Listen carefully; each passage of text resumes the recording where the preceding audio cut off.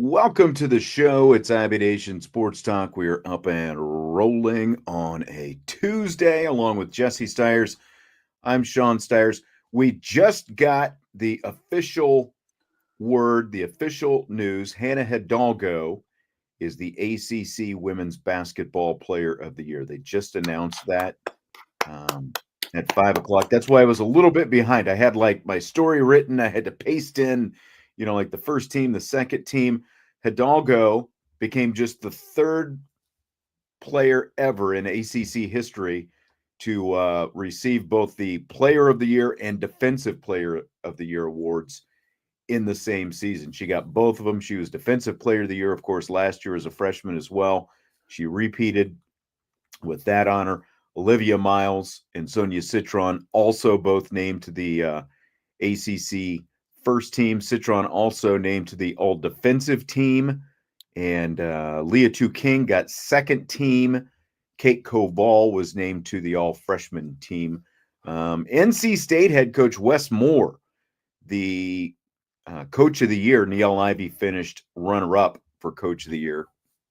Sharman Smith from Cal finished third in that department. So congratulations to Hannah Hidalgo. We've got a lot of women's basketball stuff coming up in a little bit. We did a little mailbag on the Champions Lounge, so we'll be getting to that in a little bit. We're going to start with a little Notre Dame football here in a second. But first, how are you today, Jess? I'm doing pretty great, actually. 65 degrees out. Is it really? Yeah, again, the sun is shining. It's 65 degrees out. Got my cardio workout in this morning at 6 a.m. So as soon as we're done with the show, I think I owe the dogs a nice walk outside. It's been a long time since we've done that. Their energy is all pent up. They're starting to act bad because they haven't been outside on a walk. So that's looking forward to that. But other than that, I got nothing going on. Naomi's out of town again for the whole week. So it's just me, the dogs, and working. But I have a lot of work this week. So it's always nice when Naomi's gone on the weeks that I'm busiest, because then she can't complain about me working late. So there you go. She's got a lot to get done this week. Yep. DK, come on, man. Head out of the gutter. Man. Andre was trying to find session tickets for Saturday's ACC women's basketball tournament yesterday. He said it's all sold out. I bet Andre by the end of the week, basically by the end of the day, Friday, there'll be some tickets that'll be available again, because what happens is, they get bought up by multiple fan bases. And then as, teams get eliminated, people go to sell their tickets. So I'm sure you'll find some. You'll have a hard time. The Saturday is the semifinals. There's only two games. If NC State and North Carolina were to both end up in there, then you'll have in Greensboro, right? Yes, it is in Greensboro, or even Duke. Duke being in there as well. So I'll save my Notre Dame women's comments until the mailbag. But the only thing I'm curious of right off the bat, who won ACC Coach of the Year last season? Last season, off the top of my head, I don't remember. Niele Ivey got it 2 years ago. I can't remember who last year's was, though. Okay. I'd have to look it up.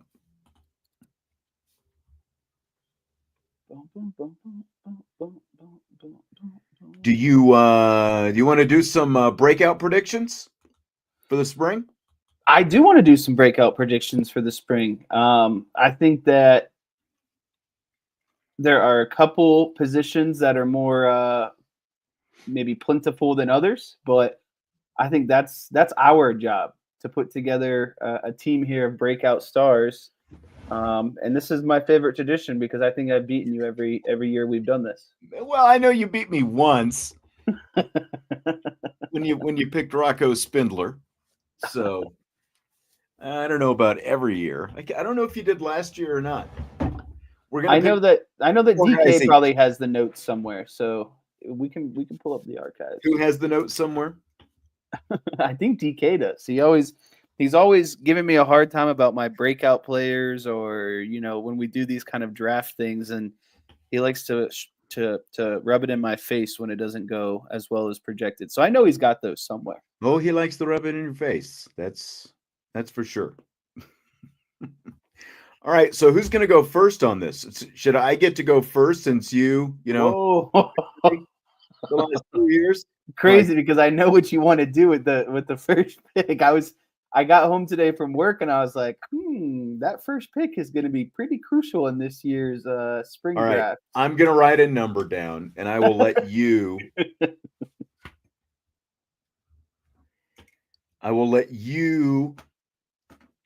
pick a number between 1 and 10. If you are, how are we going to do this? You want to just do closest? Yeah. Well, if it's even, I get it. If it's odd, you get it. What do you mean even? I'm just trying to think of. Do you have a coin? Do you have a coin you can flip? I do have a coin. I was looking. I couldn't find it. You know what? I can get a coin here in just a second, unless you have one nearby. What is that? It's a coin. Okay. So the blue side will be heads. The white side will be tails. Okay. You call it in the air. You want me to call it? Yep. Heads. Blue side it is. You win. Boom, baby. So where am I going? Who do you think I'm going with here? You're going with CJ Carr. Just say it. You're damn right I am. Because I was thinking about this, like who's going to be the first pick? Will Jesse pick would he pick CJ Carr right off the bat? And I'm like, I think that I need CJ Carr pretty badly. I think he's going to emerge. We were talking quarterbacks yesterday, and I just feel like we did word association for these guys, and like when I look at CJ Carr, the guy that we saw last spring, just all like there's so much there, like the feel for the game, the presence in the pocket, like all these different things, the touch and the anticipation on the throws. Like I just feel like I would put him in the group of guys like Peyton Manning, Andrew Luck, guys who played for sons of NFL quarterbacks. And even though like Carr didn't play for, he's not the son of an NFL quarterback, obviously he's the son of Lloyd Carr and Michigan, and his dad played for Michigan and the whole thing as well. So like just the pedigree that he's got, you can tell that he grew up in the game, just everything that he's got. There's it's beyond just the tools. There's just so much there. So I'm jumping on CJ Carr. Did it disappoint you that I was able to do? It disappoints me, but now I don't have to take a quarterback until like the very end, potentially, even if I do take a quarterback. We're only getting 4 each, so yeah, it's just the hard part is positionally there's only a certain amount of guys who you could probably consider, a breakout, I guess you. Well, and that's the thing, like would you even pick another quarterback at this point? It's not really worth it at the end of the day. Right. Well, I'm not going to give you my strategy, so I'll just I'll go with my next pick here. In my round 1 pick of the 2025 spring breakout candidates, I would like to select Jadon Blair. Okay. That's kind of a bold pick right out of the box there. I think that the free safety position is now obviously open, and because of Xavier Watts leaving, obviously we know Adon Schuler is going to be the other safety. We know that Gray and Moore are going to be your corners.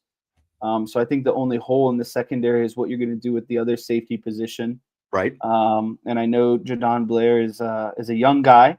and he might not even be the day one starter. I know that that's kind of the whole reason for getting Jalen Stroman to transfer over from Virginia Tech.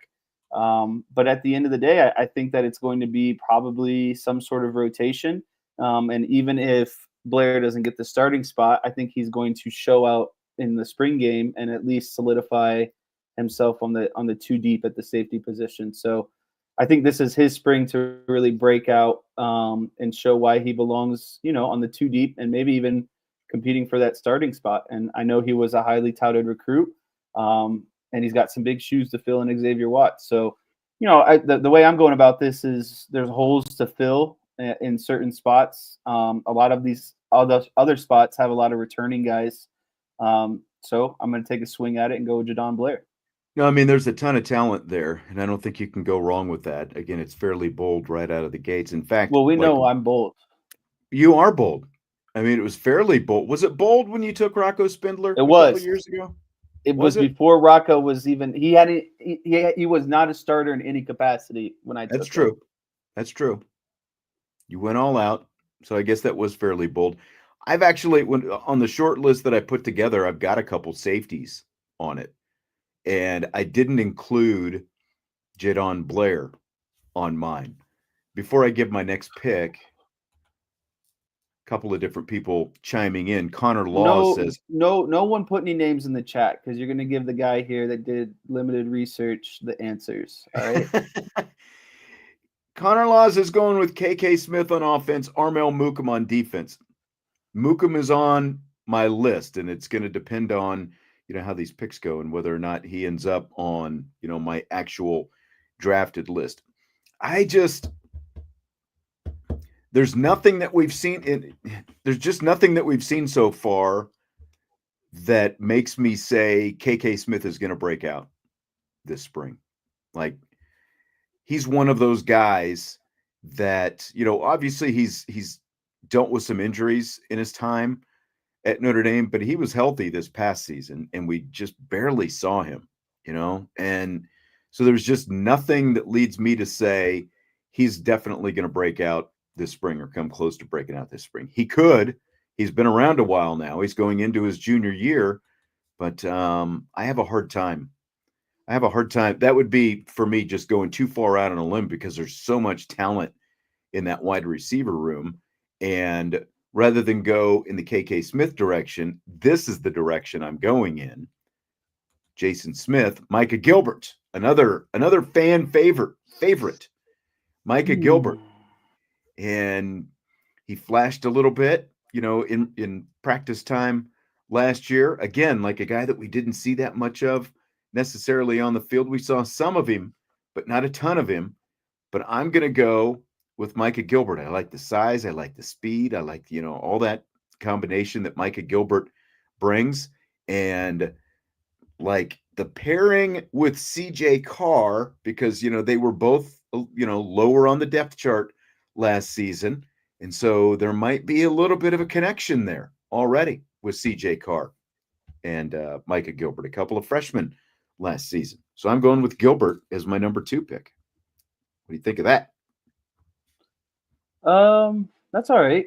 I was going to go with the wide receiver. Okay. Micah Gilbert's now gone, so I know you're not going to double up on wide receiver. So I'm going to save my wide. You taking quarterback, wide receiver just allowed me to kind of hit some other priorities. I don't know how hard I want to swing on this one. Adam likes your first pick, by the way. Thank you, Adam.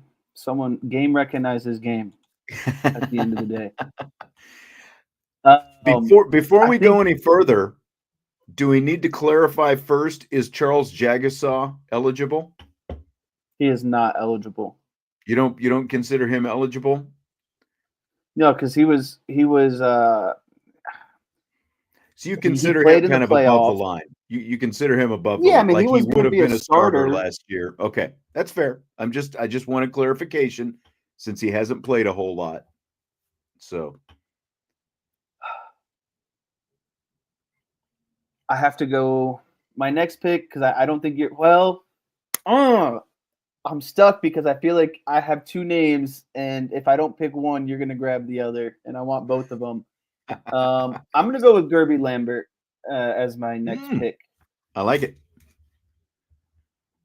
Hopefully, that wasn't on your radar, but I think that there's obviously there's a lot in front of him in terms of Billy Stroud is coming back, Charles Jagasaw will be back, Ashton Craig will be back, Anthony Knapp will be back, and Emil Wagner will be back. But it feels like that this offensive line always kind of needs a six man, if you will. Mhm. Um, and it always seems like that the offensive line is kind of ever changing throughout the season. We've not seen a season from like start to finish where the offensive line has just been set. And so, going into spring and fall, I think that Gerby Lambert has the opportunity potentially to get one of those starting spots. And I think he's got the frame. And I think there's really ultimately two or three offensive linemen on this team that are following kind of the footsteps of, Zach Martin, Joe Alt, Blake Fisher. Like there's guys who can Ronnie Stanley. continue the lineage at offensive line. I think there's two or three of them. And I think Lambert's one of them. I just don't know if he's ready yet this year, but I'm willing to roll the dice on his talent and frame. And I mean, because of recruiting ranking and all that kind of stuff, he's a guy who people are pretty anxious to see out there like quickly. There are people predicting that he's going to be starting next year because of that. And that becomes a situation of, well, if he's going to start, then who are you displacing? Like we've talked a lot about Emil Wagner in the season that he had. I mean, he is in the top 5 according to Pro Football Focus. Lambert is in terms of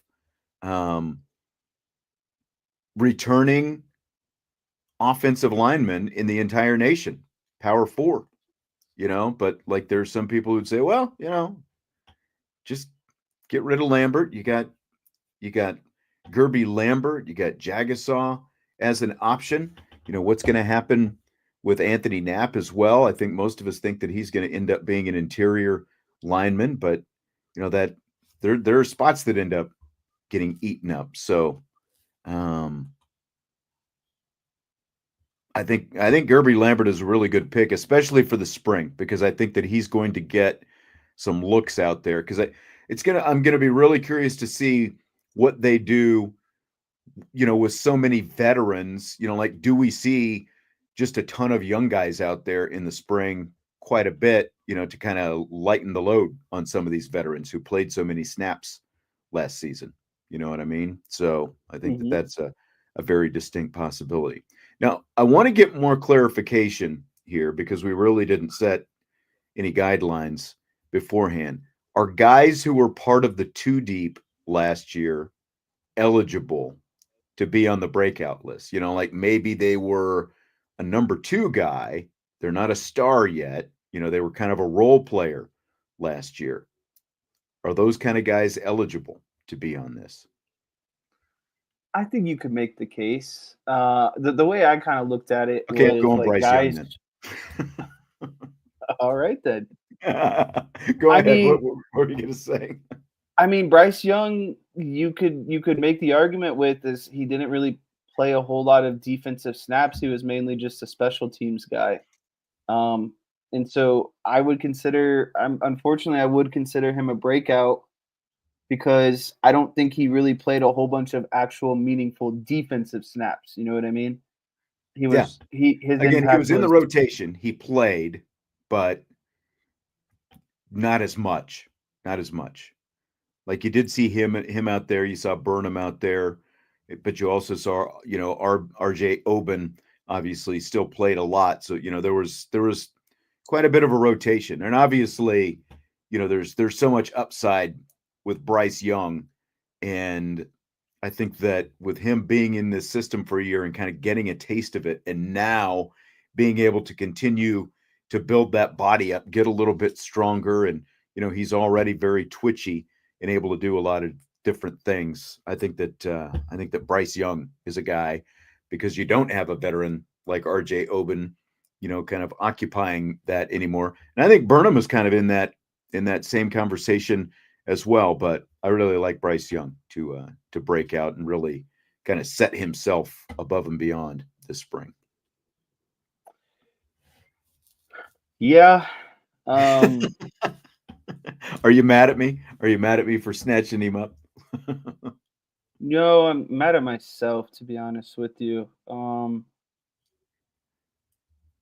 don't think we can count Rubio and Heinisch, so I agree. my next pick has to be You Armel know what? You Muto. know what? I think you can count. I think you can count Rubio. I think you can count Rubio because obviously he started at the end of the season, but he was still more a rotation guy before the Riley Mills injury. So I think Rubio is eligible for this if you want him. Well, the only thing about Rubio is I think he's kind of one-dimensional where he's at right now. I don't know what kind of shape he's going to come into spring and fall.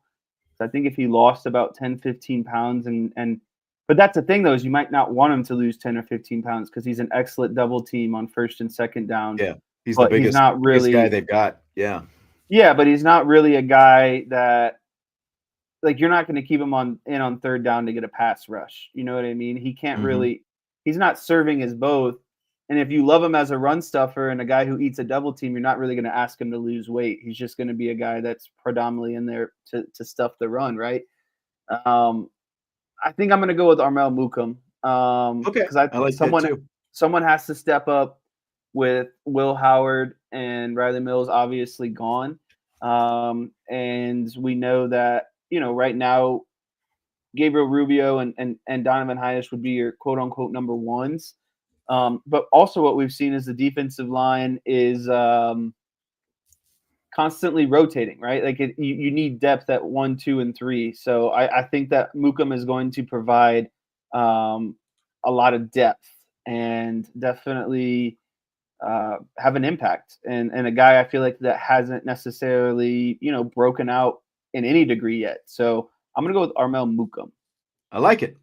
He was on my list and, again, someone I was considering, and I think what kind of made me hesitate a little bit is because of the injury to Riley Mills. There was an opportunity for him to get himself on the field, but it never, those last few games after the Indiana game, but it never materialized. But again, young, really young, good size, just wasn't quite ready last year. But I think spring is, presents him a really good opportunity to kind of show what he can do. Because again, I think we're going to see a lot of depth guys out there. So I think he's going to have some opportunities to flash his stuff. So yes, I like it. Good call.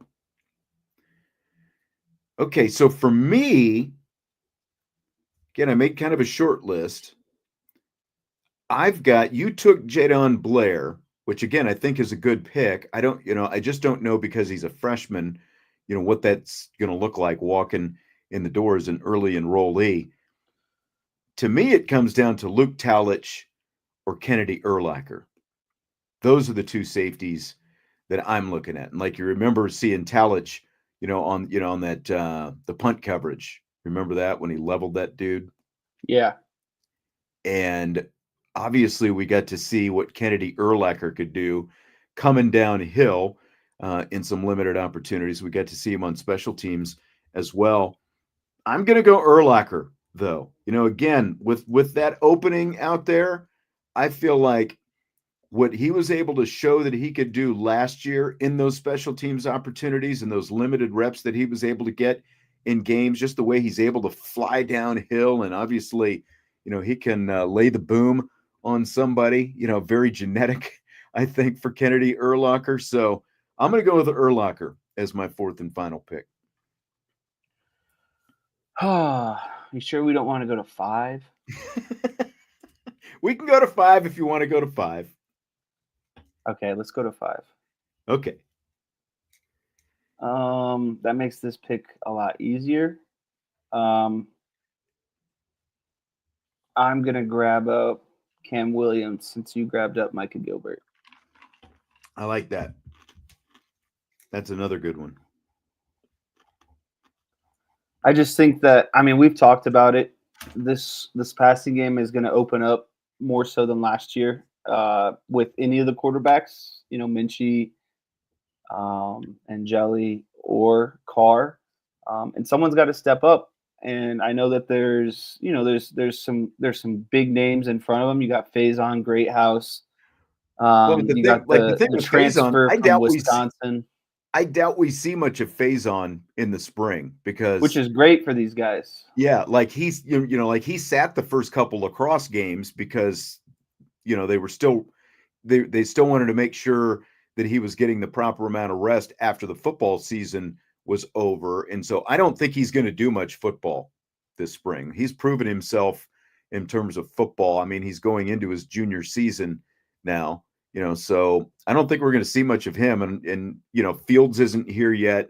So, I mean, that opens the door for some of these young wide receivers like Cam Williams. So I think And that's we can't count any of the transfers, right? Because they've already broken out at their prior That's what schools. I'm thinking. Yeah. They've Okay. obviously played a lot at their other schools, so I don't count them as breakout guys. Nice. All right. So you've got 4. I've got 4. I am going to go Do I get to with. snake the last pick since you went first? Go ahead. Yeah, you can do that. Take one more and then I'll make mine. Okay. I got to go with Madden for Ramo. Okay. This was hard for me because I think you could pull together Zenter, Bodie, and Madden into a group, the 3 linebackers. Because I mean, if you look at the quote unquote starters, you've got KVA, Drake Bowen, Jalen Sneed, and Osbury, kind of your 6-man in the linebacker rotation. But again, another thing that we saw this season is if you're talented and you can make an impact, they're going to get you in on the field as a linebacker. And I think that Madden has a ton of talent.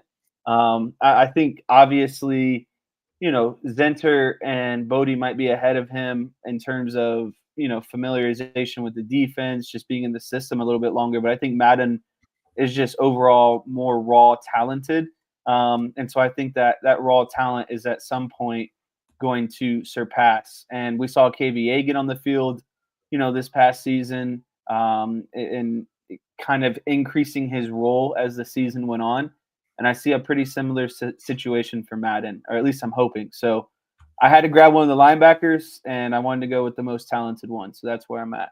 I think that's a good one. And I'm going linebacker as well. And you mentioned his name a couple of different times. I'm going to go with Zenter because this is a guy. So would you have gone Zenter? If I gave you the pick before me, would you have gone Zenter or would you have gone Madden? The only reason that I'm not going Madden is because he is a true freshman, early enrollee, because like KVA, got out there last spring and he was on the field and, he looked solid. He looked good, but I wouldn't call it a breakout spring by any means. Now, obviously, by the time, fall camp rolled around and he continued, familiarization and all that kind of stuff to get his feet underneath him, he was obviously a significant contributor. So I'm not going with Faramo just for that reason, just because he's like, you've got a couple of true freshman early enrollees. Rolling the die, baby. And it is, I do think it's a little bit of a roll of the dice to say they're going to break out in the spring. Like if it's fall camp after they've been through the spring, I think that maybe there's an opportunity, but I was kind of staying away from them, as talented as they are and as good as I think that they're ultimately going to be in their careers. That's kind of why I was staying away from them for the spring. And that's why I'm going with Zenter, because I think that this is a really important spring for him. Again, going into his junior season, he's been in the system now for a while, again, like a guy who's contributed to, a lesser extent, but a real opportunity now with a guy like Jack Kaiser leaving for Preston Zenter, to maybe work his way in there and be a part of that rotation next fall. Are you happy we went to 5? Yeah. Because I was on the bubble, just like in terms of who I was going to go with. So here's what the lists ended up looking like. Our spring breakout predictions for this spring. I've got CJ Carr Micah Gilbert, Bryce Young, Kennedy Urlacher, and Preston Zenter. Oof. Jesse has Jadon Blair, Gerby Lambert, Armel Mukam, Cam Williams, Madden Faremo. I have to say I like my list a little bit more. I think you've got like some I had to work for mine a little bit. you gambled a little bit more, and I think that if yours come like you've got a like there's high upside, right? I have like, a higher boom, but also a lower bust. yeah. Well, a lower bust or a bigger bust? Bigger, yeah, like bigger boom and bust, basically. Yeah, exactly. Exactly.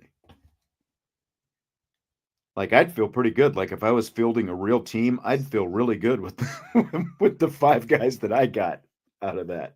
If I they were think just going to go out there and play some sandlot or flag football or something. you getting Carr is obviously big, so you getting the number one kind of increased my like you were saying, my kind of roll of the dice selections. I think I would have went safer if I could have grabbed CJ Carr number one, but that's a big mountain to make up because I think CJ Carr is going to be the spring breakout player. So I do too. I do too. Coin flip, baby. Coin flip got me. I like it.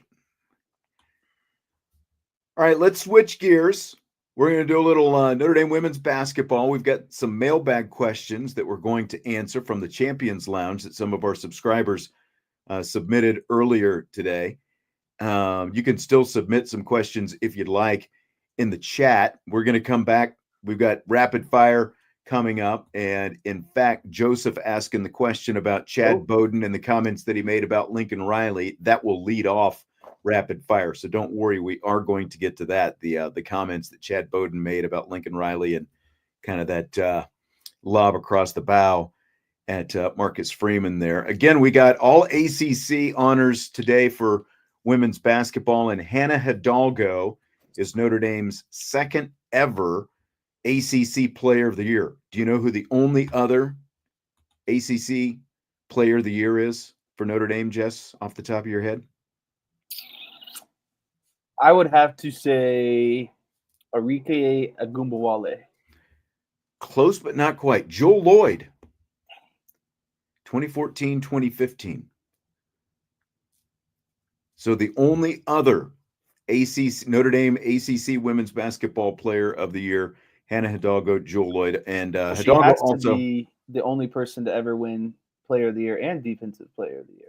That's right. The only Notre Dame player ever to claim that. Only 2 other players in ACC history have been named Player of the Year and Defensive Player of the Year in the same season. So quite a haul for Hannah Hidalgo, getting ACC Women's Basketball Player of the Year. Olivia Miles named to the first team. Sonia Citron also named to the first team. Citron also named to the all-defensive team. Leah Tu King got second team. And Kate Koval was named to the all-freshman team. Now, you were saying earlier that you had some thoughts that you wanted to throw in here. Does it have anything to do with this all-conference stuff? Yeah, and I hope maybe some people aren't listening, but I have to put on my rational thinking hat here.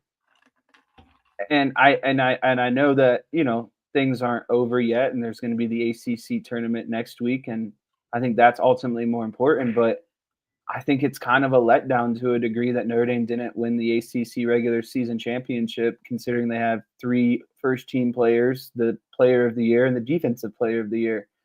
And whether you take that as scrutiny or what, I just think it's being blatantly obvious, or not obvious, truthful at the end of the day. And I still think it's, as a fan, to say that, it was kind of a letdown to a degree, considering, again, you have three first team players, Player of the Year, and all 3 of those players are going to get, drafted, besides Hannah, because she's got to come back for another year. But, Maddie Westbelt wasn't named on any of those lists. She's going to be a first-round draft pick this season as well. So I don't know. It's just, I know that down the stretch, things got a little bit hard and they had a rough kind of, 2 weeks to end the season here. And, playing a schedule that included, North Carolina State, Miami, I think it was either Duke, North Carolina, and obviously Florida State at the end of the season. And you could throw Cal in there as well when they came to the pavilion.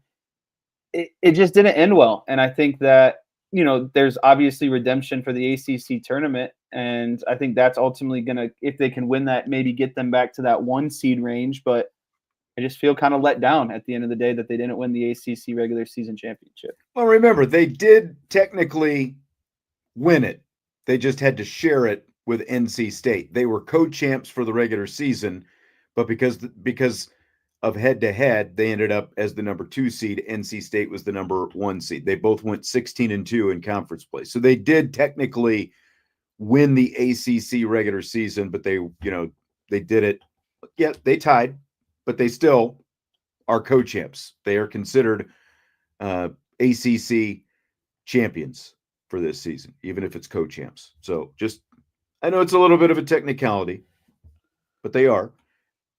Michael says he doesn't care about winning a conference, just win the national championship. And I mean, that's, like this, like you were talking about the way like the schedule played out. They definitely, it was like they were up against it a little bit in that, those last 2 weeks, because not only did they play a Monday night game against a ranked Duke team rather than Sunday, because again, ACC women's basketball, their days are Sunday and Thursday. But for TV purposes, the Notre Dame Duke game was played on a Monday night instead, and then you go on the road for 2 games after that, at Miami and then at NC State. And obviously that at NC State is where they lost their first game and saw the 19-game winning streak come to a close, but then they come home and lose to Florida State. I think the most important thing is they rebounded. They kind of got,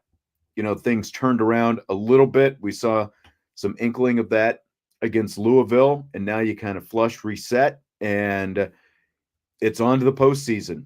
Now you get the conference tournament coming up this week. Then you're going to get about a week and a half to rest after that, and then you're going to get to host NCAA tournament games after that. So yeah, nice little reset. I get what you're saying. I mean, it is a disappointment because they were looking like they were going to cruise right through everything and everybody and, win that thing outright. And I think when you look at how the coach of the year voting turned out, Wes Moore, the NC State head coach, got voted ACC coach of the year, and Niele Ivey was the runner-up. She was in second place. If Notre Dame had run the table, I think that Niele Ivey would have been for sure the coach of the year for the second time in the last 3 years. I mean, when you tie and NC State beat you head-to-head, I think that's ultimately what decided coach of the year. And I guess maybe I should rephrase a bit to a degree, because I agree. I could care less about the regular season championship, and I want to see more postseason success and obviously playing for a national championship. I think the part that was frustrating for me was this is the time of year where you want to kind of be playing your best basketball and not be stumbling and lose 2 games in a row, especially conference games. And so them stumbling now, a repercussion of that was losing the ACC. That was kind of, what came of that. And so, but again, they didn't lose the ACC. They just shared the ACC. Right. And again, I wish that they could have just, for my own kind of personal being like I just wanted to see them continue to ride that wave into the tournament, right? And so and it's ultimately up to them to decide how to respond to these 2 losses, and maybe not ultimately, obtaining a goal that you might have had. But if you can reset, recalibrate, and make a run and win a national championship, then it's history. I don't care about the rest of it. Some of the stuff that you're talking about is tied into a question or two in the mailbag. So let's jump into this mailbag. What do you think? Some great questions posed on the Champions Lounge. I'll let you kind of throw them out there, and then we'll get into them. Go ahead. With the departure of the big 3, that being Olivia, Maddie, and Sonia, who do you think will step up next season? There's going to be a lot that need to step up next season. I mean, you still have the player of the year in Hidalgo, and like it's going to be like Kassan Prosper. There's going to be a lot on her now, I think, next year, and there's going to be a lot on Kate Koval as well. Prosper has shown that she's a good defensive player, but there's some refinement I think that needs to come with the offensive game. Like she's shown at times that she can score, but we just haven't seen that consistently. Like continue to work on that 3-point shot and do some things putting the ball. Like she's someone who I think could be a like get downhill, get to the basket, with the length that she's got and that kind of thing. And obviously Koval, good defensive game, but like it's like she needs to continue to work on that offensive game. And Andre said KK. I mean, KK Bransford and Kylie Watson are both going to be back next year. Well, potentially anyway, like assuming. Oh, wow. I forgot about KK Bransford. Yeah, like she's been out all season with injury, so she'll be back. So I think that really Prosper and Koval, I think, are the two who I look at the most. And then getting Kylie Watson back, she was a good defensive player last year. And again, like they need to find more offensive consistency in the in the post. And Koval and Watson, both give them some really good size and some opportunities to do some of that. Good question. Black Irish 864. I love that picture. Yes. All right. Next question from Domer Grizz. Domer Grizz. So you covered the top of the news. I know. Just trying to figure out where the question is. Sorry. It starts with I know her response. Okay. I know her response was, I'm young, I'll live, when asked about her risky drives that end up too frequently with her crashing to the floor. But do you think Hannah's risks are worth it? This team would be in trouble if she got banged up going to the floor in traffic so much like that. Should she be looking to drive and kick a little more rather than drive and crash? This came up last year as well because of that style that she's got, a little bit of a kamikaze getting in there in the paint at times. I mean, I think she just wants to do anything she can to win. And a lot of times those things happen because like she decides, look, I either need a basket or I need to get myself to the free throw line. And she's willing to give herself up like that. And like DJ is saying, she's not going to change. That's part of her game. So, she is young. And, while, like she is not the biggest player, obviously at 5'6", and sometimes it does, feel like, she goes to the floor pretty hard, but, I think that she thinks it's worth it. And I agree with DJ. She's not going to change. And I think that ultimately she's doing it for the good of the team. So I'm fine with it. What do you think? Yeah, I think that it's ultimately okay. And I think the biggest reason is she's not like a 6 foot, 200-pound guy crashing down on the floor. She's like 5'6", and yeah, that again, I'm not going to speculate weight on Hannah no, Hidalgo, but it lessens lighter. the impact when you're smaller like that. There's Right. not as much impact, and I think she knows how to go to the floor as well. So I think that's the first part of it. And this question poses: should she be a drive and kick more so than a drive and crash? I think Hannah's. I'm not really concerned about Hannah's crashing into the ground. I think against NC State and Florida State, I would have liked to see Hannah. The beginning of the game, I'm all okay if you're shooting jumpers and kind of figuring it out. But by the time the third and fourth quarter rolls around in a close game and your shot's not falling, and you have players like Sonia Citron and Olivia Miles, I would like to see her kick the ball out and take less shots, less crashing to the floor in that regard. But I just think she needs to be more kind of self-reflective in how her game is going, and knowing that she has other All-Americans around her that she can work off of if things aren't going her way early on in the game. Right. And late in the game as well, I think, like you were alluding to, like the 4-on-1 situation where they didn't score against Florida State, I think that, that really kind of exemplifies that. And, she said after that game, was it after that game or actually, I think it was after the Louisville game, when she came back out for, for the press conference after the Louisville game is when she said it. Basically, like they're not going to, like she can't win a national championship alone. She still has to be able to, to, like you said, she has to know how the flow of the game is going, and when to attack and when to dish. And a 4-on-1 situation is the prime example of, okay, now is time to dish, because like, do I have to be the one that gets this basket, or like, are we better off as a team if I'm dishing, because the defender is coming to me and I've got three other possibilities, all around me, and we're going to get a bucket if I dish this off. It's little things like that I think, like, she doesn't have to do it all the time. And I think that sometimes that's kind of stuck in her brain, that where she has thought that she needed to do it all. And I did think that it was significant that the other day against Louisville, she had 6 assists. The team had 14 assists. She had 6 of them, and so she, they were moving the ball better. They were a little bit more deliberate. They got other people involved, and they were able to win fairly handily when everything was all said and done. So I do think we're going to continue to see kind of a little bit different approach here now, post these 2 losses.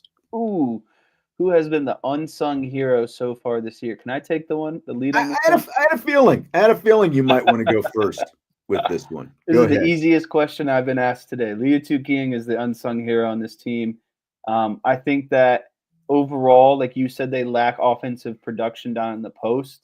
I think Liatu is that kind of nice stretch option where she's not really a big, but she's not really a guard. But she plays hard. She plays like a big, and she plays tough. She's a double-double machine most nights. And I just like the way she goes to work down there for being undersized. And I think without her, they would be even more undersized.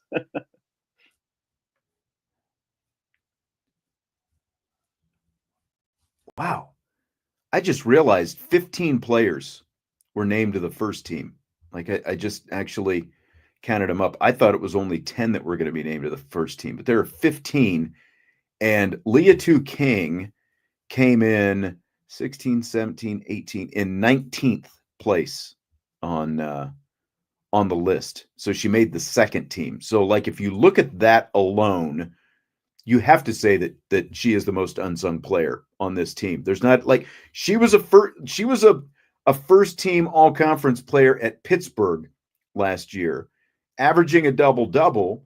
And when they did the preseason voting, for all conference, she didn't land on preseason all conference, because I think that everyone just assumed, well, you're coming to Notre Dame, your numbers aren't going to be anywhere the same. She's like 11th in the nation in rebounding right now.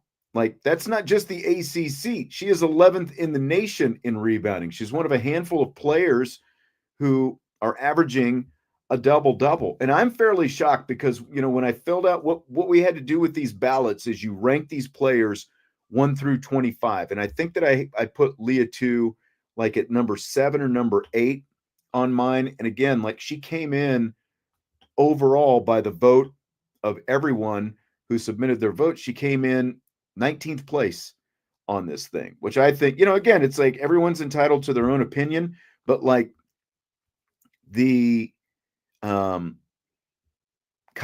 Faye at Pittsburgh, she was a transfer from Texas. She's also averaging a double. She essentially took Liatu King's spot at Pittsburgh, as like the only legitimate player on the Pittsburgh roster. And she ended up on the first team this year, because I think people probably figure, well, it's a bad team, but she's averaging a double. She has to carry the load.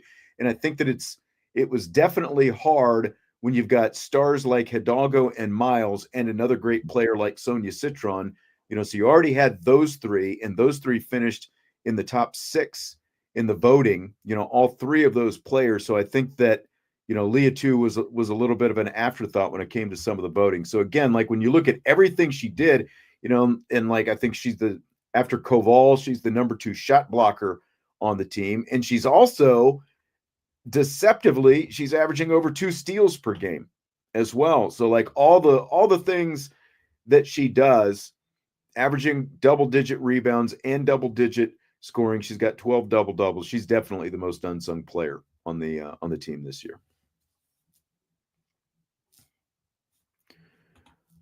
All right. Boom. Next one.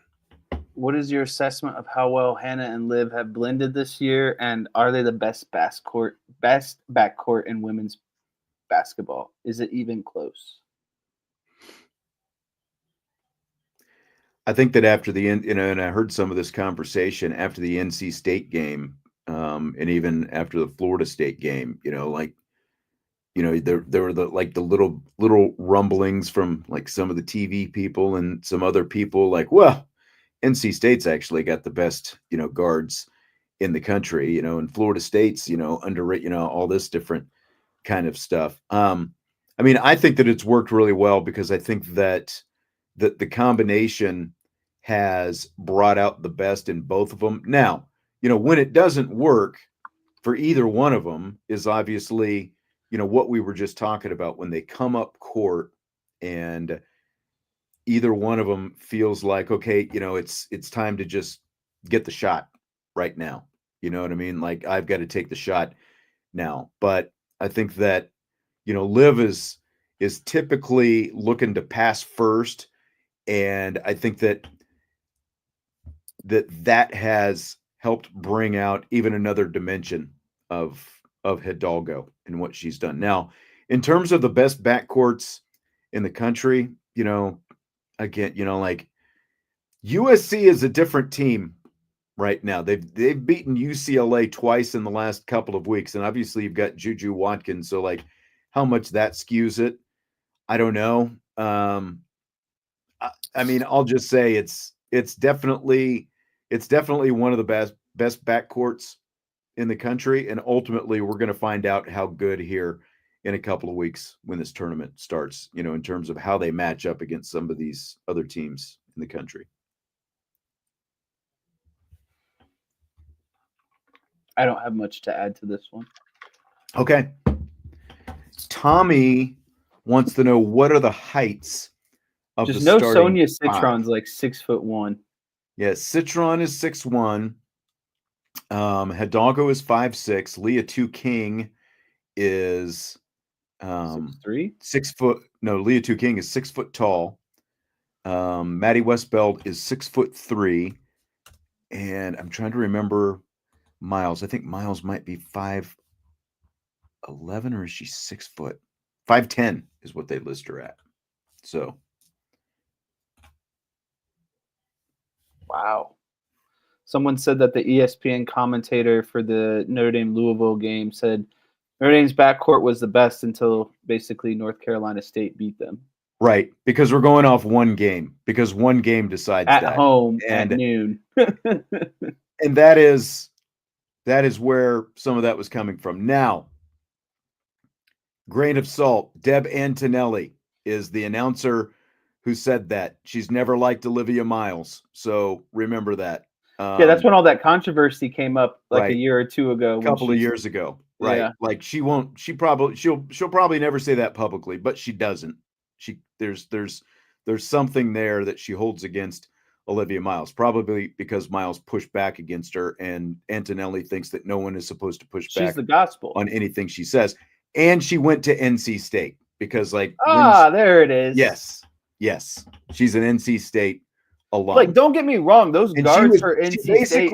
She didn't want to say that before that game, but once NC State won, that's where she went to.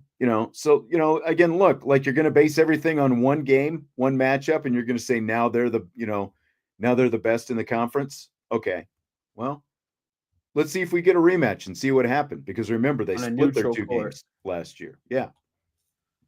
You got to realize too, like those NC State guards are good, and they're going to be first round picks like and two of them are on the first team, and another one, the sophomore Zoe Brooks was named the conference's most improved player as well. So there's a ton of talent on that team, and that's why these two teams tied, and they're pretty evenly matched across the board.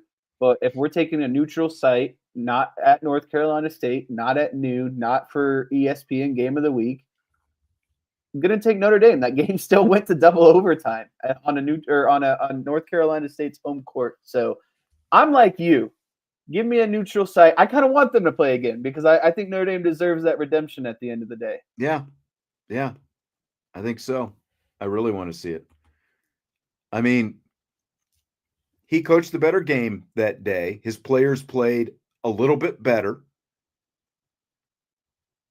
Again, it was a double overtime.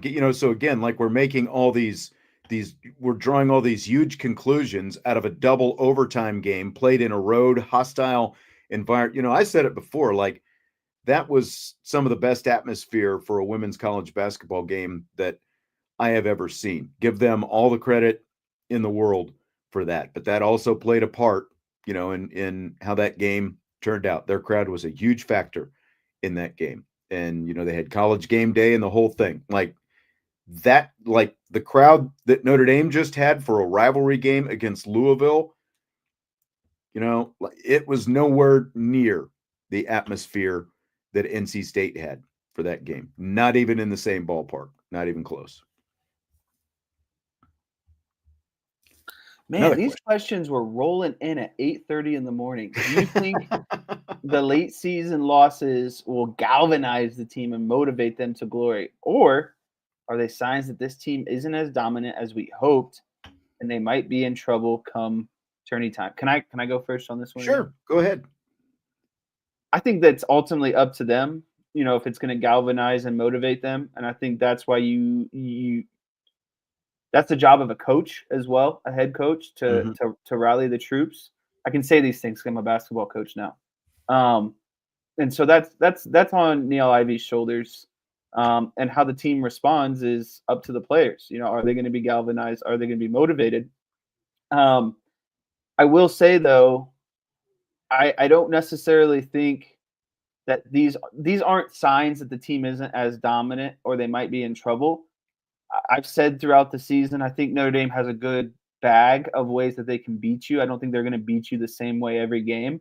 And I think Florida State and North Carolina State did a good job of kind of exposing some of the weaknesses that Notre Dame has. And I would rather see those weaknesses put on blast in the regular season than in the Elite Eight or the Final Four. So right. Me being glass half full, I'm kind of glad these happen now because this gives Neil Ivy and staff time to kind of game plan if these kind of situations come up during the tournament. And the situation that I'm kind of most directly speaking to is, Notre Dame obviously has really good guards, but they're undersized. So if teams start, driving down the lane and getting to the basket, that's where they're going to be in trouble. So I think Neil Ivy and the coaching staff now have to figure out a way to, counteract that if it does come up, in the ACC tournament or the NCAA tournament. Like credit Wes Moore, the NC State coach, for really being the first coach all season to decide that, that's what he was going to go after. Like he felt like they could get down a hill and beat Notre Dame's guard off the dribble. And, did they get some help by getting to the free throw line on a lot of those? Sure they did. But you still had, that's like part of driving. You get to go to the free throw line. But what it also did, Florida State copied that in the next game, and Notre Dame wasn't able to adjust. And then finally, Louisville, they tried to copy that as well. They did a little bit of it in the first quarter, but like Notre Dame put up on their Instagram and their social media platforms, like they've got Kate Koval and Liza Carlin with some of the the work that they were doing defensively. And once Carlin took that charge and the block by Koval, Louisville was not able to continue that. And that's what Notre Dame needs, is just get that help defense from the forwards like that to step up and help cut some of that stuff off. That's a big lesson learned by Notre Dame. They were able to, teams weren't doing nearly as much of that prior to the NC State game. So that was kind of an unexposed, I won't even say weakness, but just like an unexposed facet that they never really had to push themselves quite as much. And I think that that's ultimately what those two games did. Like they were definitely able to get away with some different things during that 19 game win streak. And now after losing those couple of games, getting humbled a little bit. I mean, you saw a different approach out there Sunday against Louisville. And let's not forget that, Louisville is still a well-coached team. They are still a rival. He They always had a think Notre game Dame plan. fits. Yeah, and for the second game in a row that they played this season, it was a very close first half, but ultimately Notre Dame was able to make better adjustments and make better plays with the best backcourt in the ACC and one of the best backcourts in the nation, and ultimately end up winning going away, like in spite of, like the game was out of hand basically in the last minute and 15 seconds when you've got some subs and stuff like that in there, and Louisville scored the last 7 points of the game. So, I mean, ultimately, I think that it really can be a big silver lining that they took those lumps in the regular season, and now again you get the reset. You're going into the postseason. Like, you'd rather find that stuff out now and have to settle for sharing a conference championship than find it out in a couple of weeks in the Sweet 16 or Elite 8, and ultimately really truly spoil your season, because there's still too much to play for right now, so it's not nearly as big a deal. I mean, there's still everything to play for. The only right. reason why you have the regular season is, one, to get seeding for both. Well, not even one. It's to get seeding for both tournaments, the ACC tournament and the NCAA tournament. So, and regardless, you're gonna have to play a top team at some point. So if you're a 1 or a 2, it's, again, I would rather be battle tested and go through a hard regular season, and where you fall in the NCAA tournament with the skill that they have should take care of itself. Yeah. Mailbag. How hard will Notre Dame hit the transfer portal in the offseason?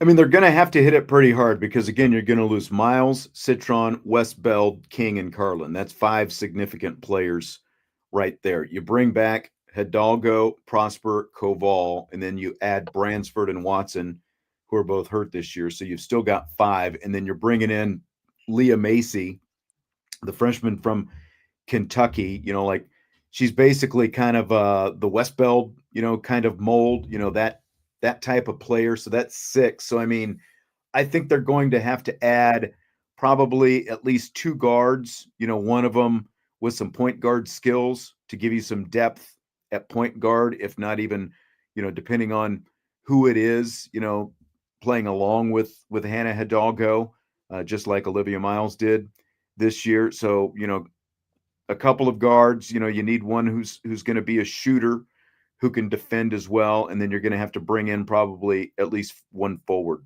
next year. So at least 3, if not 4 players, I think that they look to go out and get in the portal next year, or this offseason.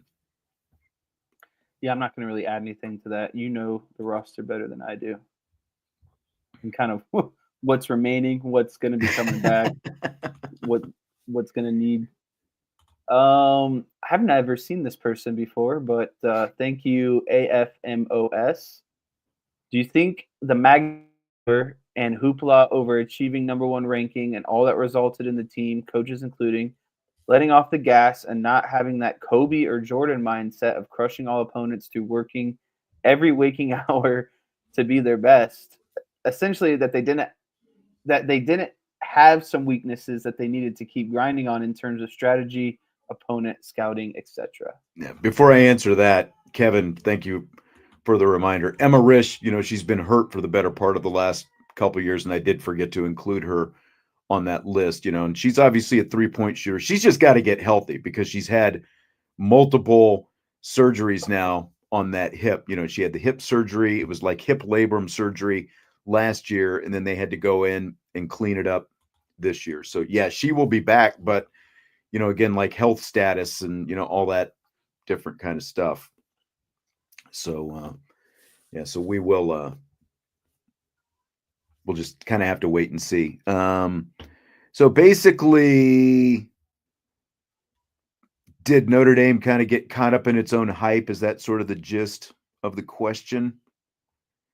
Yeah, like it basically did it all get to them? The magazine, the #1 rating, the party they had down in Miami with all the former Notre Dame players, and we kind of talked about this a little bit. I think it's, I felt personally that when they brought in all those players and they talked to the Notre Dame team, that's all fine and dandy, but it's like you're kind of, in my opinion, creating thoughts of, and I'm trying to remember the way I kind of said this to you the other day when we were talking on the phone. It's like you kind of create self-doubt by them kind of telling you, all these ex-players telling you all the time of like, like what it takes and this is what it means to be a good team and these are the things you need to do. And it's like, well, we're on a 19 game winning streak, Right. like clearly we're doing some things right. Right. And so it's like, did they just kind of put too much in their head at one time between everything else that was kind of going on? And that's kind of where I lean.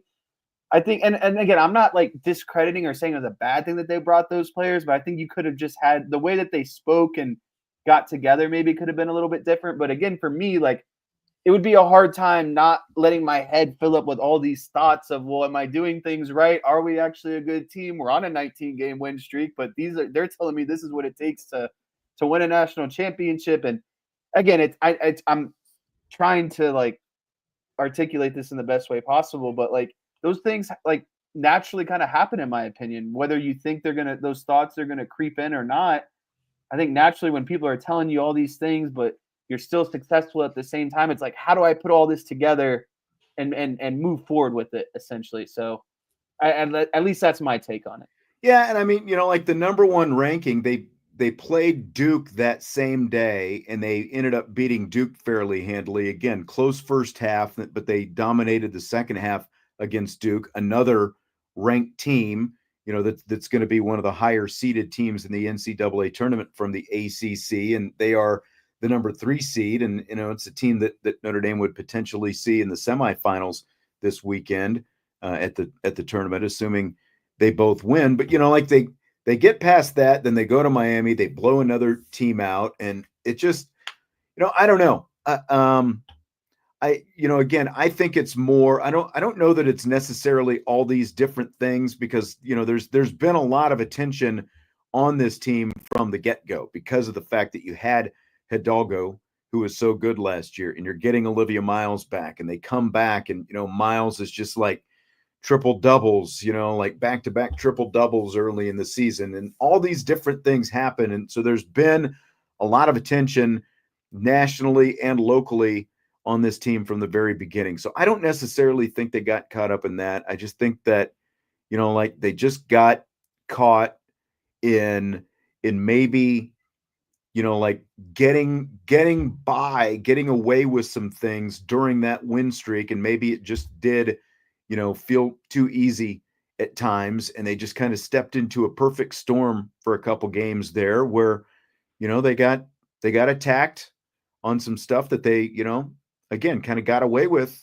And I think that ultimately it's going to be a silver lining for this team, that they kind of, got knocked a couple pegs, like the only place where it could really ultimately hurt them is if they end up being a 2 seed rather than a 1 seed, because I think they're probably going to have to win the ACC tournament to still be able to get a number 1 seed at the NCAA tournament at this point.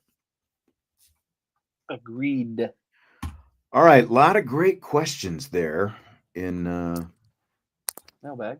In the mailbag tonight. Glad we did that. We got a lot of good stuff in there. So that means, now we Jesse, move to phase 3. We're at the point where I ask you, are you ready for rapid fire?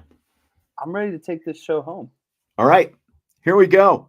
Coming at you right away. Fill in the blank. It's blank that former Notre Dame turned USC general manager Chad Bowden said this about Trojan head coach Lincoln Riley this week. Quote, "He is, as a recruiter, the best I've ever been around.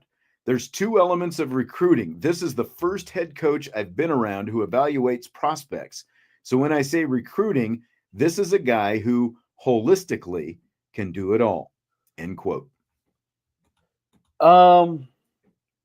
There's so many different words I want to use to fill in the blank here.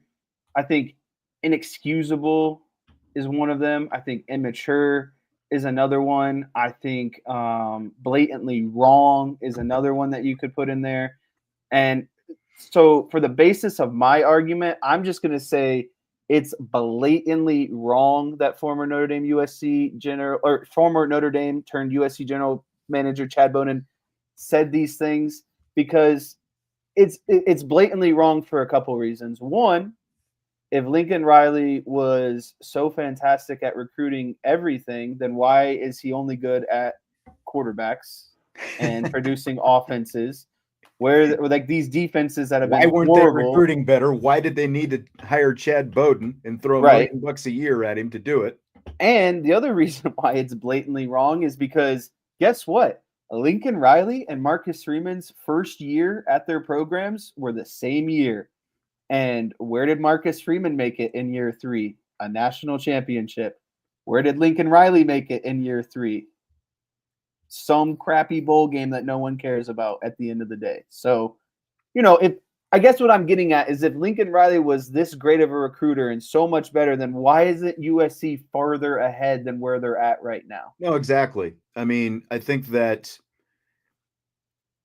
a guy like Bowden just getting hired and trying to make a splash, especially out there in Southern California, a significant place to recruit college football players. I think that like it makes sense that he's going to throw flattery at his new head coach, Oh yeah, right? exactly. But you don't need to throw shade at the same time. And that's what I was getting to. It feels like there was some, maybe some more, kind of friction behind the scenes than You're we telling might me have maybe thought a between Chauncey Chad Bowden. Stuckey conversation? I don't know. Do what now? I said maybe like a closed door Chauncey Stuckey conversation. I mean, I don't know about that, but like, did Chad Bowden feel like Marcus Freeman was getting too much credit for the recruiting? Did he feel like he Yeah. wasn't? Did he feel like he wasn't being given enough credit when he was here? Like, is this part of it? The fact that he flirted with Michigan last year, got a raise out of it and a promotion to stay around, didn't even make it for another full year, and then he goes to Notre Dame's biggest rival, and now all of a sudden he's out there throwing darts and shade left and right at Marcus Freeman, a guy who, by the way, if it weren't for Marcus Freeman, no one would even know who Chad Bowden is right now. The guy might still very well be at Cincinnati. Yeah. Maybe he would have gone to Wisconsin with Luke Fickell. I don't know. But Marcus Freeman, essentially got him the job here at Notre Dame coming over from Cincinnati. So it just doesn't again, it's one thing to throw some praise at your new boss, but all the things that you talked about, everyone knows that Lincoln Riley is obviously not that great a recruiter, as you said, with the exception of the quarterbacks. So like to throw some flattery at him is one thing, but it just feels really odd that Chad Bowden feels like he's got to throw this obvious kind of shade at Marcus Freeman when Marcus, like again, like we don't know what went on behind closed doors, but the difference between Marcus Freeman as a head coach recruiter and his predecessor as a head coach recruiter is night and day difference. And so I can't I can't buy into these things that he's saying, about, like that Marcus Freeman was never evaluating prospects. I can't buy into that. Yeah, I definitely can't buy into that. I think the only thing that concerns me about this, if I had to, play devil's advocate to a degree, is I think Notre Dame is going to have a harder time recruiting, that area even more now. Like I don't think Yeah. it's going to be a harder time getting the KVAs and the Maddens of the world. And it was already kind of slim pickings to begin with, and I think maybe that's the area where Chad Bowden kind of upped his game in terms of Marcus Freeman, is how he could kind of recruit that California area and maybe pull away some of those guys who were going to go to USC to come over to Notre Dame. I think that's really the only drawback that you're going to see comparatively is Bowden is now just going to land more of those guys to come to USC, and they're going to stay at USC. They're not really going to give Notre Dame a second thought, I think. And I think that, when you get guys like KVA and Faremo out of that area down there, again, like part of the reason why, because the biggest difference that Bowden, has been able was able to help make was the recruiting on the defensive side of the ball, so at the very least, like Lincoln Riley as Notre Dame's biggest rival, being in Los Angeles, he couldn't just continue to let those guys leak out of, Southern California and go to places like Notre Dame or, wherever else they were going. He had to be And he able to couldn't lock that recruit his down. own backyard. Yeah, he had to be able to lock that down. And obviously he couldn't do it by himself. So again, it's like, well, you got to call BS on this whole stuff, because if Lincoln Riley was all these things as a recruiter that Chad Bowden is saying, Chad Bowden wouldn't be making $1 million and working for USC right now. Yeah, obviously, Mr. Riley felt like he didn't have enough time to maybe recruit as hard as he thought, and he gave $1 million to Chad Bowden to do that now. Yeah. Fill in the blank. Your all-time favorite Notre Dame player who nobody talks about is blank. Do you know who I'm going to say? Do you have any ideas? I do not, because again, like this is kind of an off the radar kind of guy. So I'm curious to see exactly what you're going to say. This is hard for me, and I think everyone's going to throw me some shade and be like, "Oh, everyone knows him." Blah, blah, blah, blah, blah. I'm looking at it from a different perspective, so hear me out. And anytime I answer these questions, they're players I've seen in my lifetime, right? So, my favorite all-time Notre Dame player who nobody talks about is Jalen Smith, because of the way his career ended at Notre Dame. People talk about Jalen Smith. You're talking about him like he's some under the radar underdog. Yeah, but after he got hurt, it kind of became. I just feel like had he stayed healthy, we'd be having a much different conversation. But after the injury, he kind of fell off that radar. Yes, he was good at Notre Dame, and yes, he had a first good season with Dallas. But then the knee caught up with him, and really, after that is where he kind of fell. I don't know. I struggle with this question because it's so hard to like find someone that's not known but known. But again, I went with Jalen Smith. I thought he was all-time a really good linebacker, and unfortunately, the injury I felt like kind of put him under the radar a bit. Andrew, this is a good answer. Shane Walton, I think, he says All-American during a rough time for Notre Dame. This was like the Bob Day, like Shane Walton was playing corner along with Vontez Duff my first season when I got here, so like you were still too young. You probably don't even have any recollection of Shane Walton, but like Walton and Duff, like when you look at cornerback combinations, that's one of the better, like excluding going all the way back to the Lou Holtz era, that's probably between what they've got now and that Lou Holtz era, that Walton Duff combo is probably one of the better corner combos that they've had. So I think like those are both guys that I thought about. I'm going, same team in that era. I'm going Courtney Watson, number 33, another middle linebacker, converted running back. Like it just felt like Courtney Watson could just fly all over the field. Like I used to, like when we talked about him on the shows back then, I would call him Superman. And in fact, I think I asked him once if he could leap tall buildings in a single bound. So Courtney Watson is the guy. Great Notre Dame linebacker, played a little bit in the NFL. So I'm going Courtney Watson. Fill in the blank. It's blank that the Raiders are shopping former Irish tight end Michael Mayer on the trade block. It's intriguing because, they have new ownership. They overhaul the coaching staff. I never understood why they took Mayer and Brock Bowers. I know they're kind of two different tight ends, but you really can't run, a lot of two tight end sets that involves both of them being on the field at the same time. They clearly feel like Brock Bowers is the better tight end and who they want to work with going forward. And so the reason why I think it's intriguing, because I think Michael Mayer can get out of a crappy situation and go have an impact on a team somewhere. And most specifically, I mean, I hope the Dallas Cowboys make him because that's who I wanted them to draft when he was coming out. Would you rather have Mayer or Jake Ferguson at this point? I would rather have Mayer, to be honest with you. I feel like I've seen Ferguson. And yes, he's a good pass catcher, but he's horrible blocking. Mm-hmm. He's horrible with stupid penalties. I think Michael Mayer is more disciplined. I think this team wants to run the ball more. And I think Michael Mayer is a great inline blocker, and he can slip out and be deceptive in the pass game. And so, and this isn't just the Cowboys. He can have an impact, I think, on a lot of teams and be really helpful. But I think it has to be teams that want to do a lot of a run team, because I think Michael Mayer is a great inline blocker, like I said. And if you can work in some play action, he would be great to slip out and catch the ball. So, See, we found a way. We found a way, DJ, to work. but like he would fit, like in the most ideal world, he would be excellent in any of the Kyle Shanahan disciples offenses. Sean sure. McVay, Shanahan. I think any of those offenses that work on a lot of misdirection and hard play fakes, and our guy Shotty is going to bring some more of that as well. So that's why he makes sense there.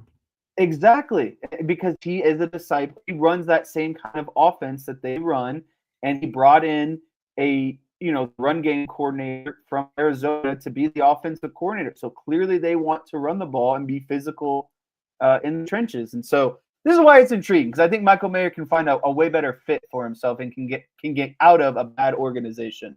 Yeah, I mean, he gets out of a bad organization potentially. Apparently, there's been a lot of interest in him as well, as you can imagine. And like he was a high draft pick, and he's also obviously still very young. He's only been in the league for 2 years, doesn't have any tread on the, still got a lot of tread on the tires, rather, not a lot of usage on the tread. So I think it's great for him potentially. And I think that it's great for the team that ends up getting him, because you don't have to pay him a lot. I think that he's because of the fact that he's got a couple years playing.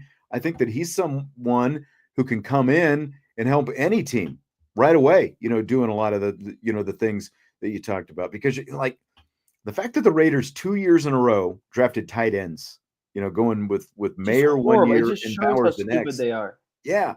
I realize, Bowers is the more dynamic, like more, pass catching tight end and all that kind of stuff, like playmaking tight end, but it just makes zero sense. And they tried to play both of them last year, and it's just like zero sense when you had so many other needs. So hopefully he does end up getting traded and ends up in a much better situation as a result. And even to your point, even more is he was on like the exempt list for a few games last season as well.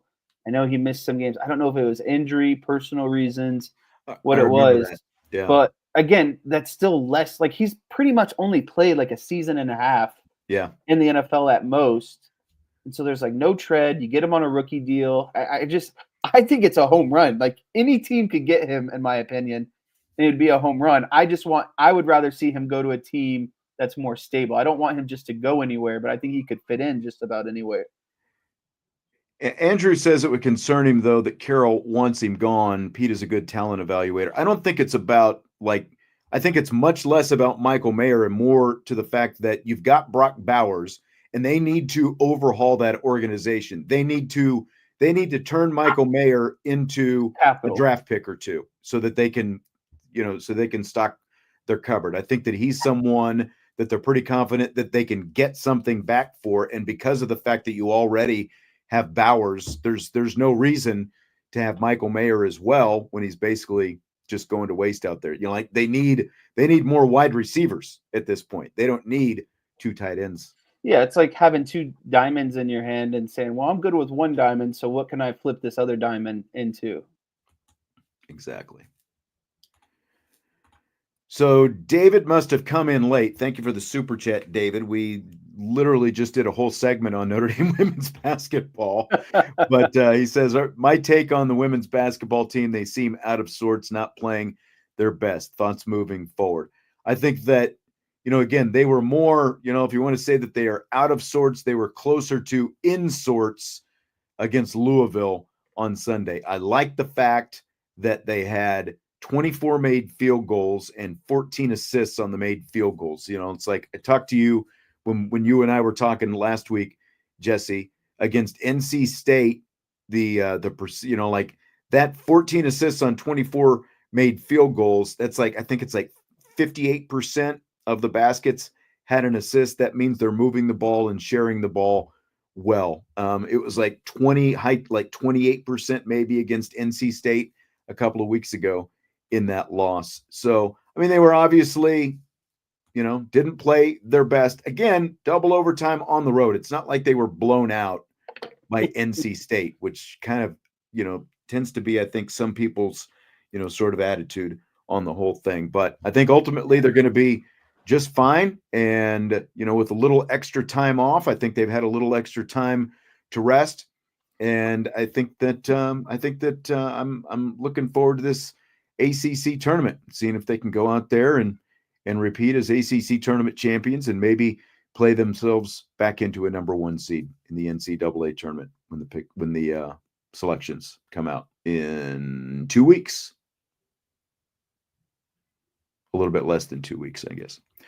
So Notre Dame announced today that country music star Zach Bryan and comedian Shane Gillis are going to team up for a show at Notre Dame Stadium September 6th, which is the football team's first of 2 bye weeks on the season. Dermot Kennedy is on the undercard as well, another singer. You in or you out on this whole thing at Notre Dame Stadium?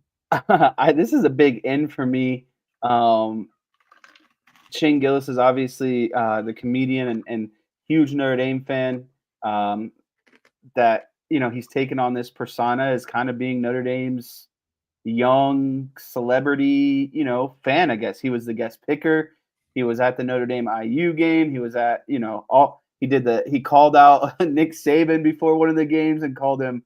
I think he called him like Cowboy Saban or something like that. But he's just a funny guy. And at the end of the season, he even made the comment that he was so hurt about the national championship loss that Indiana Saban. It wasn't Indiana that what it was? Saban. Like yeah, Indiana Saban. Thing? Yeah, that's what it was. But at the end of the season, he made this joke, or maybe it's not even a joke anymore, that he wanted to put something on and basically raise NIL money and donate it to Notre Dame as NIL money. So I don't know if that's what this is. At the end of the day, is Notre Dame going to get some of these proceeds to go towards their NIL fund? Because that's what he said. And so again, I love him because he's really funny to me. He's young. He's an avid Notre Dame fan. And then, Zach Bryan is a country singer. I don't typically like country music, but I've actually listened to his music as of recently, and I'm kind of into it, to be honest with you. So I like his music. Dermot Kennedy is an Irish-born singer, so I guess that's kind of the connection there. Little less known. I think he's not really country music like Brian is. But you put all three together, it's at Notre Dame Stadium. It's got some stuff I'm interested in. It's during a bye week, so I'm in on it as long as tickets aren't insanely expensive. Yeah, I'm out. I'm not country music at all. I think Gillis, I realize he's a Notre Dame fan and everybody loves him for that. I don't think he's that funny. So I'm out, mate. Maybe this is just younger crowd, but again, me and country music, the only country I'll listen to some Waylon and Willie and Johnny Cash and that kind of stuff. But this new stuff, I am totally out on. Alabama Jones, by the way. Thank you very much, Justin. I'm just not into the country. I'm sorry. There were a couple things, I feel like Shane Gillis is like an elevated version of who was that? Who's the guy from a few years back? I can't even remember what that guy, the comedian, it'll come to me later on. I'm just not as high on him as a lot of other people. So I think that, and a few people in the chat have said this, I think it's not that it's aimed this way, but I think it's going to hit home better with the younger Notre Dame fans, definitely, compared to maybe some of the older, longtime Notre Dame fans. Because I've already had friends text me about when tickets go on sale. Can they get them? Can I get them? Can I get? So do you think you might go? Do you think you would? Well, that might be hard for you because that's going to be less than a month before the big day. I can't really be putting out expenses like that a month out for my wedding. Yeah, tickets go on sale this Friday at 10 a.m., by the way. So you can let your friends know, I guess. Fill in the blank. It's blank that plans for Bill Belichick's North Carolina football program being featured on HBO's off-season edition of Hard Knocks have fallen through. The Tar Heels will not be on the show. It's disappointing. I was looking forward to seeing good old Bill Belichick. Seeing how he responds in the college environment. Is he grumpy old Bill Belichick, or is he more personable, relatable with the players, that sort of stuff? Does he open up, have some more personality? And how he goes about, navigating the college football experience, because it's something he hasn't. I mean, I think he's done, but he hasn't done in a really long time. So yeah, just seeing him navigate the waters from being, obviously an all-time great NFL coach to now being a college football coach, and how that looks, how he runs practice, etc. So it's disappointing, because as a football nerd, I think it would have been really cool to watch and gain that kind of insight in understanding Bill Belichick more. Apparently, creative control was what this came down to. And so, like, you can imagine, because like Vince and I were actually talking about the fact that they were going to do this yesterday, and now just a day later, we find out that it's off the table. And you can just, like, Bill Belichick, the whole time he was with the Patriots, they never, they wouldn't let Hard Knocks come in and do the show. And the NFL never pushed the issue with the Patriots, even though, as good as the Patriots were, obviously a lot of people would have liked to see that. But Belichick, like, oh, there's so many secrets and everything else. And I think that, kind of like, I don't know what there wouldn't necessarily be a situation you wouldn't think like the Saquon Barkley New York Giants deal last year, like that would get out there when you're talking about a college program. But it sounded like Belichick just wanted to have control over what you could and couldn't see, and that was, I think Hard Knocks was like, look, you're a college program, you need the exposure and all these different things, which is obviously part of why North Carolina wanted to do it to begin with. But at the end of the day, sounds like Belichick, in very Belichickian manner, wanted to control things. And so the whole thing blew up. I would have liked to have seen it as well. I think it would have been kind of cool to finally get to see a little bit behind the curtain of a Bill Belichick program, but not going to happen now. So Colin Cowherd called out Shedeur Sanders for wearing a backwards hat during his NFL Combine interviews last week. Cowherd says he's not a backwards hat guy for quarterbacks. Are you in or out on quarterbacks with backwards hats? This is my favorite Colin Cowherd bit. The whole backward hat thing is like supposed to be detriment to your character and all this stuff. I'm out on this. And the other, I have a couple examples. First example is Baker Mayfield. He's never been a Baker Mayfield guy because he's been a hat backwards kind of guy. But like, what has Baker Mayfield done? He's turned himself into a solid NFL quarterback. Just had his best season ever. You could argue maybe a top 5, definitely probably top 10 quarterback in the NFL last season.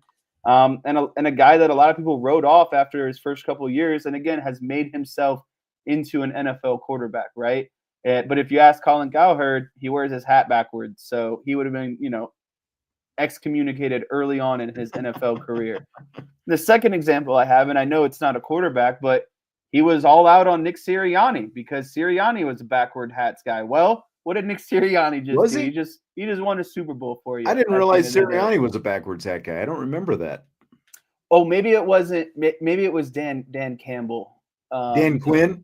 Dan Quinn's a backwards hat guy. I thought he said something about Sirianni too at one point. But anyways, it all doesn't matter because how you wear your hat is not indicative of how you are as a football player. And if to say that, he might be out on Shedeur Sanders because he's got his hat on backwards. Well, guess what? That's why he's at the combine and taking interviews with teams. They can decide if Mr. Hat backwards is not their guy, but I guarantee it's not because his hat is backwards. So that's where I'll end this argument. I mean, like the Dan Quinn thing, like, let me just say this, like, I'm not like, just like old white guy, yelling at the moon or whatever. Like, I was a backwards hat guy when I was young, like in high school and out of high school for a few years. I do feel like at some point, like as you go through your 20s, you turn the hat around, and you just start wearing it bill forward, right? Like at some point, I do feel like you ditch the backwards hat thing. But as pro athletes, like, they are sort of exempt from real life like the rest of us. I think that they get a pass on any of this stuff, like they put on skin tight uniforms and pads and stuff, when they go to work on Sundays. Like, I'm not going to be concerned about who's got the hat on backwards. If Dan Quinn, a head coach, and before that, a defensive coordinator, can wear the hat backwards, which, again, it's like, I feel like should the head coach be wearing the hat backwards?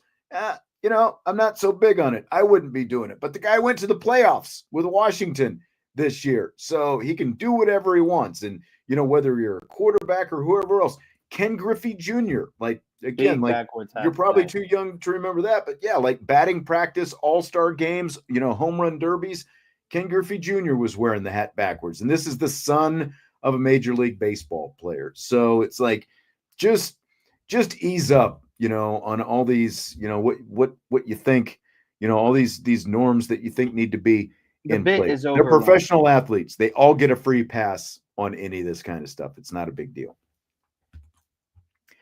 So Nebraska head coach Matt Rule says he doesn't understand why college football has 2 transfer portals. He says there should be just one portal like college basketball has. Do you buy or sell it?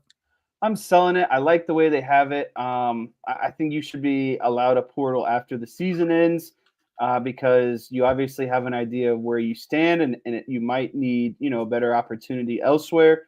And I also like it at the end of spring because, again, you get out of spring ball and you have an understanding of kind of where you're at going into the fall. And, if you're buried somewhere on a depth chart, but you could be a 1 or 2 elsewhere, then what's the point? I think the reason Rule doesn't like it is because he loses players at 2 points in the season, and he's got to figure out he's canceling his spring game because he's worried about losing players.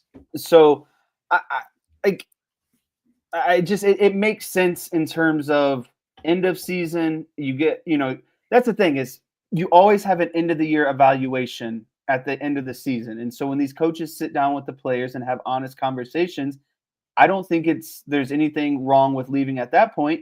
And again, at the end of spring, what you have an end of the spring meeting and you have a conversation of where you progressed and things you need to work on over the summer and come back into the fall. So, when you're getting honest feedback at both of these kind of junctions in the football season, I think they are the most logistical or most logistic if opportunities to open up the portal. Sense. Yeah, I agree. And I'm selling what Rule is saying as well. I mean, basketball only has one portal because basketball, like practice begins in October. The season ends in March sometime. So you're crossing over that winter threshold. It only makes sense in basketball to have one portal. I mean, you're going to have a mid-season portal. Like you don't need a second portal for college basketball. It makes zero sense because of the way the season ends. It is a winter sport. It's completely different than football, which is, of course, a fall sport. But then, what's also different about football is they have a spring practice schedule. It's like so completely different from any of the other sports in terms of how they operate. It just makes sense, because like you said, you get to the end of the regular season, and because of the fact that there is a spring football practice, it makes sense to have a portal right after the season ends so that if those guys find a new team, they can go join up with their new team and transfer and be on the roster in the spring going through practice with that team to try to earn their spot and all that different stuff. And then, like you said, then when spring is over, as, like depth charts, start to take shape and stuff like that, and guys can actually see where they either, do or don't fit in the pecking order, it makes sense to have a spring portal as well. So the only thing I would say is I think you should only be allowed to transfer one time per.